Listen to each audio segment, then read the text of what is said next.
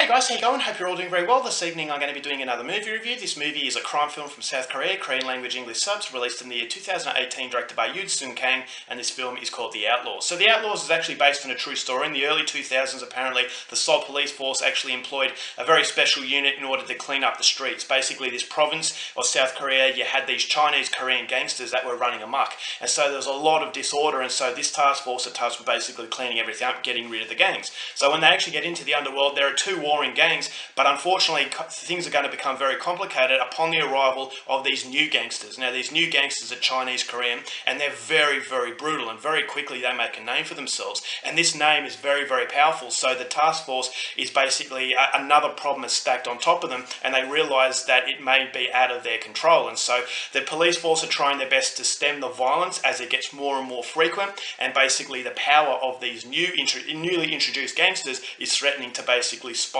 out and destroy everything. So whether or not the police can actually gain control, or in fact these new criminals are going to reign supreme, is something you're going to have to find out for yourself, because that's as far as I'm going with my synopsis.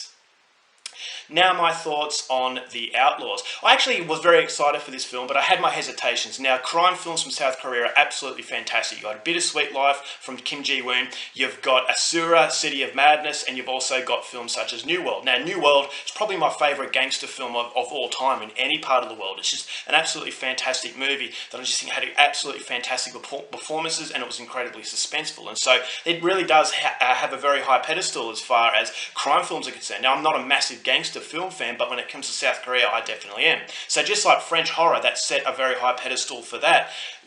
In the crime genre, definitely South Korea have set that very high standard. So coming into The Outlaws, I had that excitement based on the fact that it's another Korean gangster film, but I also had the hesitation because not all of Korean gangster films really stick with me. You got films that have very high accolades, such as The Nameless Gangster and even A Dirty Carnival. These are movies that everyone seemed to love, but for me, I just didn't quite get them. I just didn't think they were as memorable as those movies that I've just mentioned. And so on one hand, I was very excited to see The Outlaws, but on the other hand, I was a little bit skeptical that it was going to let me down a little bit. But I had my hope that it was going to be another absolutely memorable experience. And at the end of the day, I will say that it didn't disappoint me. It's not a bad film, but it just didn't quite hit those high notes that those other films did. And that's not saying it's a bad film, it's because, as I said, the pedestal, they're basically, the bar is set at a very, very high level, and it's going to be a very unrealistic level to maintain in every film. But I think The Outlaws does a good job at making something that's at least worth watching.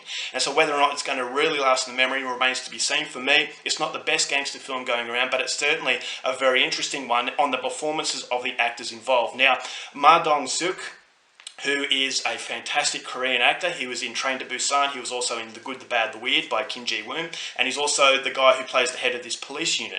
Now, this is a hulking figure. This guy is massive. And I could actually get the authenticity that he was to be feared. But he had a likeable side to him as well. And so he wasn't this just mindless action figure that was there to save the day like Rambo or the Terminator. It was a real life sort of person. He had that quirky sort of character that actually made him really likeable. And so I think he has a strong presence on screen and everything he does. All the characters that he's played so far, I've really liked. And so Dong-Seok does a great job at creating a hero up against the absolutely fantastic villains that this film has. Now, these are Chinese Korean villains, and they are brutal. They are really, really nasty. And so as soon as they're introduced into the film, it does make the movie a much more hardened sort of gangster film. And these villains, I thought, were absolutely fantastic. They were not likable, and they were genuinely frightening. Every time they were on the screen, I just had a shudder. I just thought, I do not want to run into these guys, and that's everything that a villain should be. And so when you've got a really good sort of hero of the film, the good guy of the movie, and really good villains, they play really well off each other. And I thought that the arm wrestle they had from start to finish was absolutely fantastic. And that's what I really liked about this movie, is that it does have characters that are very, very memorable. So if you haven't heard of Dong-Seok, then definitely check out his films. I just think he has that very strong presence and charisma on screen that can make a movie worth watching just based on his performance. But thankfully, as I said, the villains are equally as impressive, and the way they play off each other, I just thought it was just tit for tat, basically going back and forward all through the film, and that maintains that level of interest. Is this police force going to be able to maintain the control? Because both sides of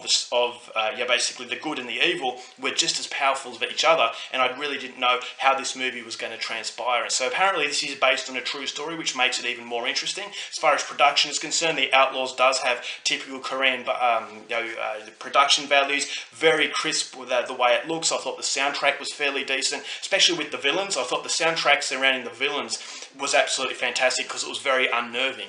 And so you have that unnerving darkness of these gangsters up against the qualities of these police. And even the police do dodgy things, but they do it in a way that I actually thought was quite funny in parts. And so it does have a very light-hearted approach to it, but it also has that very dark heart that you need from a gangster film. And so the way the story unfolds, I thought it was a 2-hour film, and like a lot of Korean films, the overall 2 hours didn't feel boring, although this is where ultimately I lead into my problems with The Outlaws, is that it does have a very, very interesting setup, and the setup does go at a fairly good pace, but at the end of the day, I just thought it meandered along and it didn't really amount to anything absolutely spectacular. I thought to myself, all right, well, it was an okay way to finish, but I would have liked a little bit more theatrics thrown into it to actually just illuminate the sky.